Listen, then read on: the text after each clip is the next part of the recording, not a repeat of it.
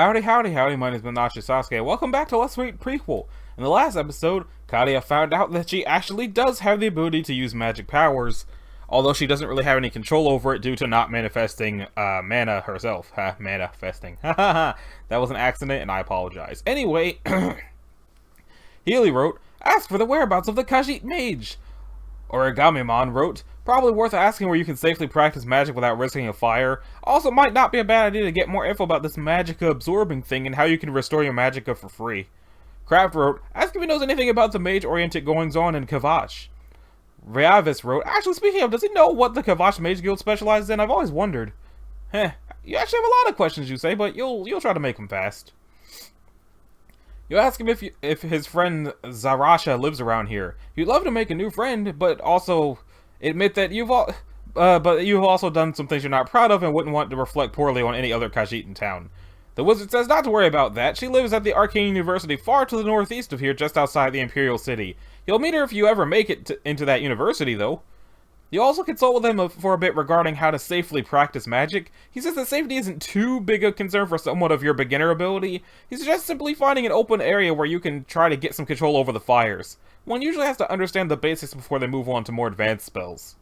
Restoring your magic will no doubt be your greatest hurdle. Plenty of alchemists sell potions that will restore some, but that can become very expensive.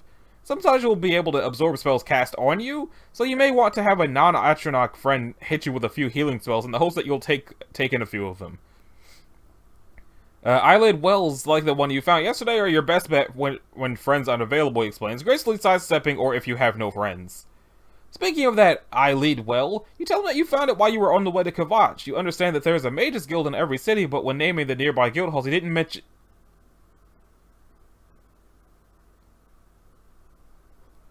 Oh, jeez. We don't talk about the Kavash Mages Guild. Anyway, it's probably time you leave, he tells you. There's plenty of work to be done around here, and he's sure you have things to get back to as well. It's been a pleasure speaking with you, and he hopes he had a positive impact on your life, and get out. You follow the wizard's straightforward command. Well, overall that was completely awesome! Wizard's about the coolest thing ever! And now you can make things happen with your mind! Well, at least sort of. It'll be totally super expensive for you, though, with the whole Atronach thing. For the time being, you should probably just focus on deployment. But still, you're a real wizard! This is kind of exciting. Sputnik wrote, hey, shouldn't we be getting back to Quillweave? I don't want to mess up our relationship with her any more than it already is. You got about another half an hour to kill. You don't want to rush her or anything. You understand she's making some hard decisions about whether it's even worth being your kind of friend? You should probably find one more place to check out before heading back. Let's go to the chapel. It looks like she's looking at her poison ivy. Or whatever that might be. Zuki wrote, I'm actually quite curious to know if someone that can set sick fires might be useful odd jobs-wise at the smithy. Wow, yeah, job opportunity where you would be in direct competition with a piece of flint. Way to find the one way to make magical firepower seem useless. Sputnik wrote, now we should get drunk, fuck some random guy, go wander around town a bit, you know, get our bearings on this place, maybe practice our magic somewhere, I don't know, I just don't want Katia to be late for meeting with Quilly. Boop. It will probably be safest to practice your magic outside of town, and you don't want to stray too far before heading back to Quillweave's. You decide to just poke around the city, have some fun, sightsee, socialize with the locals, hopefully find a job, that kind of stuff. You haven't actually taken much time to get acquainted with your surroundings, at least not that you remember. Since finding the Mages Guild took you into one of the more upscale districts, you wander around there for a bit. It's all very clean and orderly, a lot different than back home. The houses are pretty large and, with a few exceptions, well kept. You do find the stonework a bit drab, though. While you're not sure you'd call the robe a cure for a lack of confidence, you do feel less ashamed now that you have some proper clothes rather than a borrowed bedsheet. You find it a little easier to keep your chin up and smile at the people you pass. Nobody says anything to you, but a few of your friendly nods are returned, which at least makes you feel accepted. It's a warm, cozy feeling that you have little experience with. Plagerrath wrote, I say seek help in the church. Epoxy wrote, on our way to wherever we go next, let's greet a nice-looking stranger, wish them a good day, tell her about our new robes, and invite her to behold them. That's a good citizenship, eh? You check inside the chapel for potential friends. The place isn't very busy right now. It must not be whatever day Cyrodiil people worship on.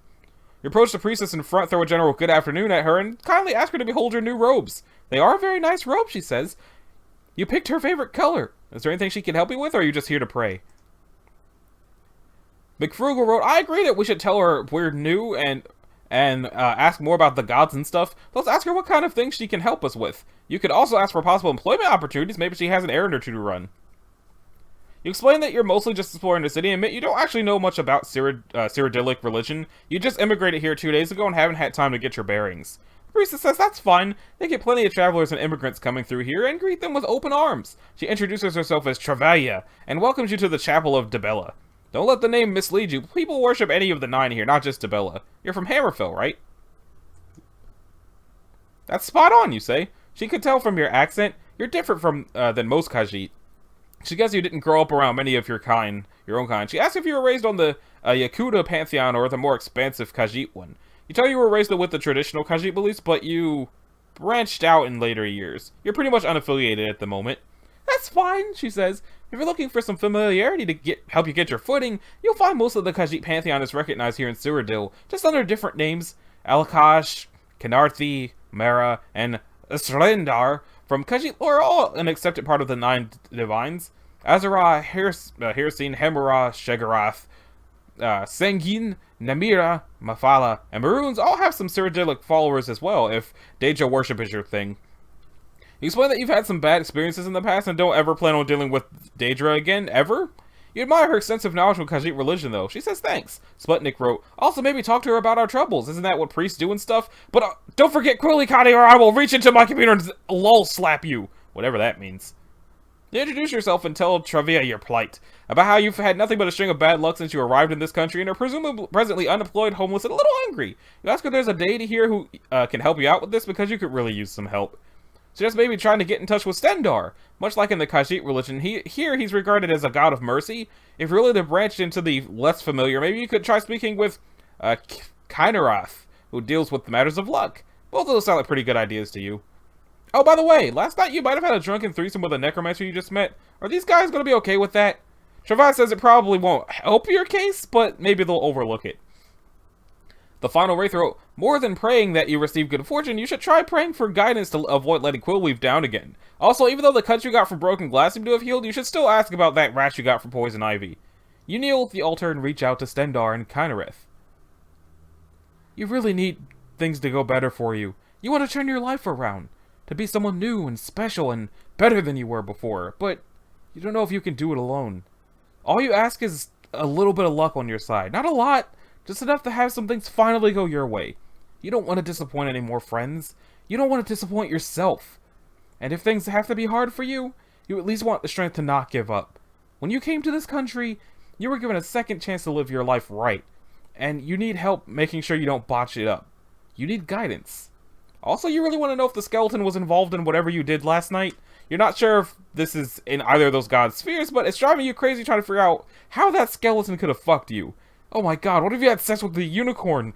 That would almost be worth the time. Shit, this prayer is going totally in the wrong direction. The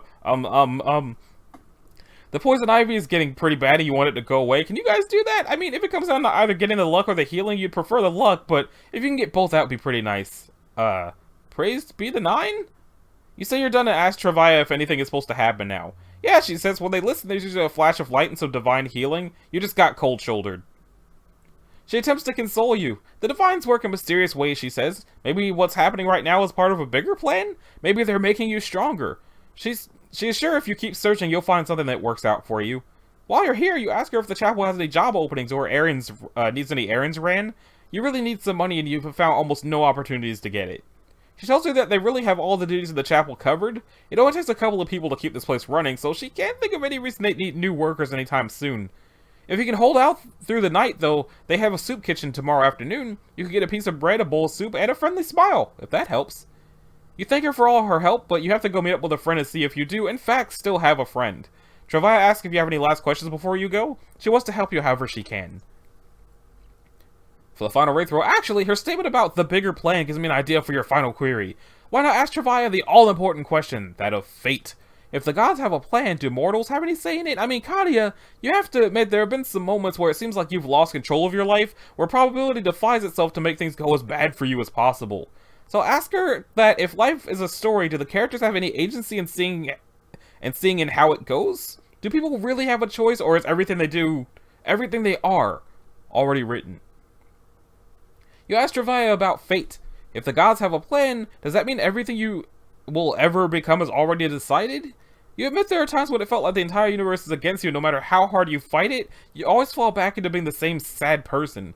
Is that just how fate works? Travaya says that's a heck of a question. She's not sure if any mortal really knows the answer. Many would say our fates are written for us, even if we can't always see it. Maybe you're destined to revert back to who you always were, or perhaps you're destined to change. These are questions only the gods can answer, and the best we can do is have faith that they will know what is best for us, what's best for everyone. Some legends do speak of heroes whose fates were unwritten. Their destinies were said to be ambiguous even to the gods, who could only respond to the hero's actions, or attempt to guide them with no guarantee of success. Often these mortals would grow unimaginably powerful, and their choices would affect the lives of millions. It was said to be a blessing and a curse. To hold your own fate to be the unknowable black wall that clouded the future from the divines. I think I had, way back when I first read this, I think I made this picture of her face my phone background for a while, because it's just a great face. But I'm guessing you don't have to worry about anything like that. Anything else? Sold Rikum wrote. Anyway, mentioning that you were born under the Sing of Atronach, and could really benefit from someone casting spells at you every now and then doesn't sound like a bad idea. The people at the Mages Guild said they only do healing that the temple can't handle, implying that the temple does healing, and Travaya is the only one around. She probably uses any magic she has when actually healing paying customers, but it couldn't hurt to ask. You mentioned your magic tribulations to Travaya. You recently uncovered some latent pyrokinetic powers and have to wear this amulet to keep them under control, which is a good thing, since you're pretty sure you would have accidentally set this place on fire at least 4 times by now if you had taken this off. You ask her if an amulet of silence could have kept your repairs from working, but she says no. The gods are probably just thankful you kept it on rather than burning down the chapel, which is made of stone, by the way, so that would have been a feat. You also explained that you want to practice your magic, but... No, go away! That was a terrible time for that, Windows! Damn you! You also explained that you want to practice your magic, but the people at the Mages Guild said you could only regenerate magicka by drinking potions and having spells cast on you. You don't have any money for potions or friends who know magic, so you're wondering if maybe it wasn't too much trouble she could... Shoot! She's happy to oblige. You're not sure if you absorbed any of that as magicka, but it did heal your cuts and poison ivy. You ask if it cured your alcoholism as well, but she tells you no, they don't really have a thing for that yet. Regardless, you thank her profusely, both for the healing spell and everything else she's helped you with. You have to leave now, but you hope to see her again soon. She says you're welcome back anytime and not to forget about the kitchen tomorrow. McFrugal wrote, does she know anything about why the Kvatch's Mages Guild has such a low reputation here? You remember you have one more question. You ask Travaya if she knows anything about the Kvatch Guild Hall for the Mages Guild. There's an uncomfortable silence. It's been almost a year since she last visited. It was so beautiful and so sad. Every day it inspires her. She's never seen so much heart in one place. There are no words for it. Just, she'd rather not talk about it. You should go to your friend. Sputnik wrote, go to Quillweave, damn it! Yeah, you've never made someone else cry, and you don't want to hang around to see if it happens or not. You say a quick sorry and goodbye and hightail it across town back to Quillweave's. Hopefully you've given her enough time, and aren't late. You check your wrist-based timekeeping device, but you healed it away. Confront Quillweave. Squiggles wrote, be nice and polite and things will be alright. Kamikaze Scotsman wrote, Katia, before you go in, fold the pants in the sheet nicely. There's no harm in showing her you're making an effort to be helpful. When you see Quillweave, the first thing you should do is return the clothing you borrowed from her and explain how you got the robe. You don't want her to think you have money to buy clothing and that you're taking advantage of her trust. After all that, wait patiently for her decision. Sounds like a plan. You unfurl the bedsheet and fold it up nicely, then do the same to the trousers. You take a deep breath and approach the door. All you can do now is let whatever happens, happen. You tell Quillweave you're returning the pants and sheet you borrowed. You don't need them anymore because it turned out you have magical powers and the people at the Mages Guild gave you a free robe. You haven't found a job yet, but you did make friends with the priestess at the chapel when she healed those cuts on your arm. You thank Quillweave for all her hospitality and say that you're ready to hear whatever she decided. Quillweave says you've kind of taken her off guard. She was wholeheartedly expecting you to show up at her doorstep drunk, naked, and doing unspeakable things to a pineapple. She thought about it hard over the last 2 hours and came up with a whole bunch of berating stuff she was going to say to you, and then she was going to surprise you by still offering you a second chance to deliver that letter to Kvatch, but you sort of threw a wrench in that whole plan, so, give her a sec. She wants to start over.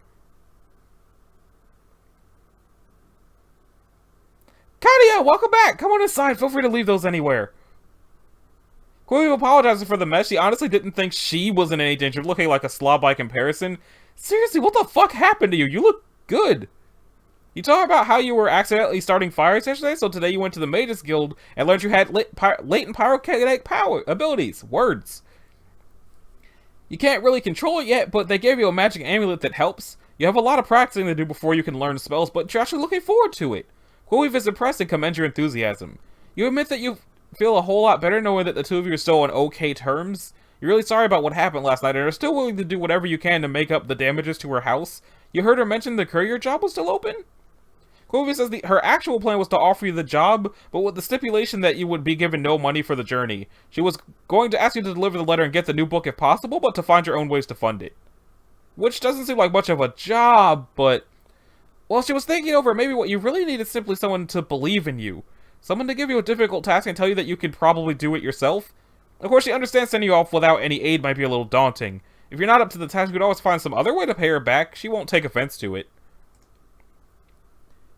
Zombie 2 wrote, Katia, you heard her. You're looking good. For once in your life, someone thinks that perhaps you're improving. You can do this.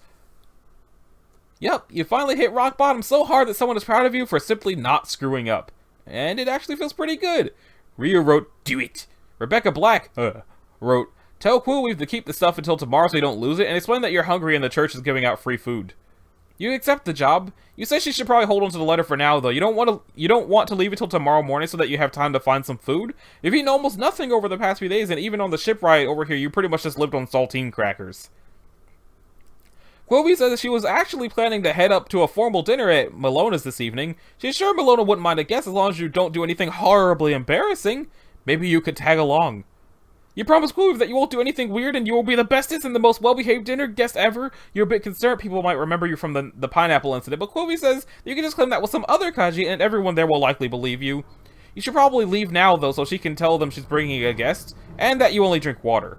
Maybe you could head up there in about an hour. Just ask for directions if you need help getting there. Anyone will know where to point you. You say that you will do that, and thank you again for the invitation. There is totally no way this is going to backfire disastrously on you. Bropocalypse wrote, express concerns about various temptations you may encounter at the party and ask if you should go to the church instead. The final Wraith wrote, if you take a sip from the wrong glass or misplace your pendant or something, well, I'll leave it to your imagination. On second thought, you admit that you're a little apprehensive. Even if you only ask for water, there's probably going to be a lot of alcohol there. Picking up the wrong glass could lead to disaster, especially considering that you could start fires with your mind now. You're thinking it will probably be safer if you skip the nice dinner and instead went to the chapel soup kitchen tomorrow. Quillweave says there's a difference between playing it safe and never trying because you're afraid you'll mess up. If you really want to skip out, you can, but she thinks it might be good for you to get a decent meal and maybe meet some new people. If it helps, she'll make sure she's the only one sitting next to you, and only order water as well. That way there won't be any unfortunate glass mix-ups, at least. That would actually make you feel a lot better, assuming she's okay with it, that is. Quillweave says it's fine, no big loss on her part. She should probably lay off a bit regardless. She says you have no idea how much she drinks when you're not here. Anyway, she should get going. She ought to let the cooks know she's bringing a guest. The dinner is about an hour from now. Just lock the door on the way out. You thank her again for her help, and say you'll spend the hour preparing. Maybe you'll brush your fur, take a bath, or go to a non-flammable place and burn away all your magicka. You both agree that for the next hour you should avoid doing anything that might end in terrible disaster. You don't say it, but you honestly can't think of the last time you felt this good about something. Rebecca Black wrote, then give her a big hug. Vinny Vinci wrote, oh, and remember, give Quillweave a big hug before leaving. In fact, you call after Quillweave and tell her to wait a sec. This might be kind of a weird question, you say, so if it is, feel free to ignore it, but you've been a great friend and helped me a lot, and I guess I was wondering if it would be okay and not too weird if I hugged you? Quillweave says that sounds really stupid and sappy, but sure, what the hell. Quillweave asks if you're actually going to hug her.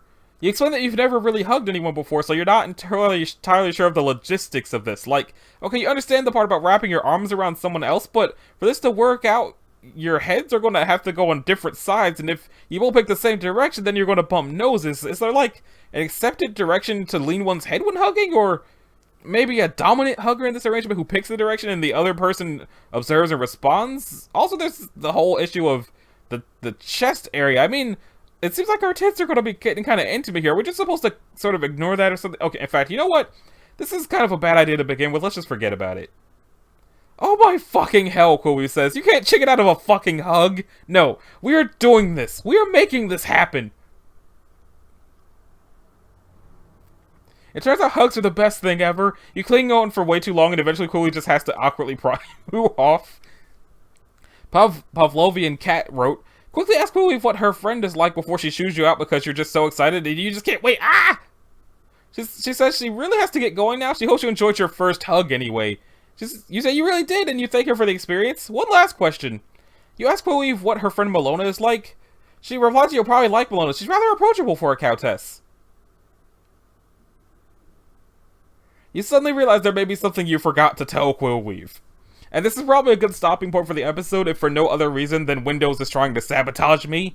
So, this has been Anashi Sasuke. This was episode 5 of Let's Read Prequel. In the next episode, Katia is going to freak out, and it'll be a fun time. So, if you liked it, a like and a subscribe will be groovy. If you didn't, you don't need to do either one of those things. And I will see y'all in the next one. Later.